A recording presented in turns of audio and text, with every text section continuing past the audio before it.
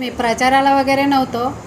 एक मला तिथे आमंत्रण होता की गावदेवी मंदिराचं आणि मूर्तीची प्रतिष्ठापना आहे, त्या निमित्ताने मी तिथे गेले होते. पण तिथे हे असं हे प्रकार होतं ते काही मला माहीत नव्हतं. तर दुसऱ्यांदा सलग तुम्ही त्यांना भेटलेले आहात, पहिले पण शुभेच्छा दिलेल्या आहेत आणि आजही त्यांच्या रथामध्ये तुम्ही होतात अशा चर्चा सुरू आहेत.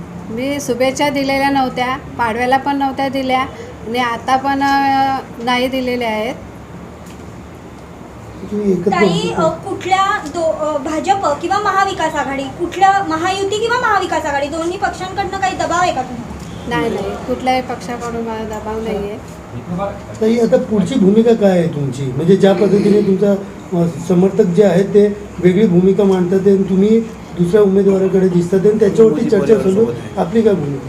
नाही, आम्ही मोदीसोबतच आहोत आणि मोदीसोबतच राहणार आणि त्यांना पंतप्रधान मध्ये हे करणार, पंतप्रधान बघणार आम्ही पुन्हा त्यांना. ताई, काय सांगाल की श्रीकांत शिंदे यांना उमेदवारी दिली तर तुम्ही त्यांना म्हणजे मतदारांसाठी तुम्ही बाहेर प्रचारासाठी पडाल का? तुमचं मत मोदींना? आमचं मत मोदींनाच आहे आणि भारतीय जनता पार्टी जे हे करतील त्यांना आम्ही समर्थन देऊ.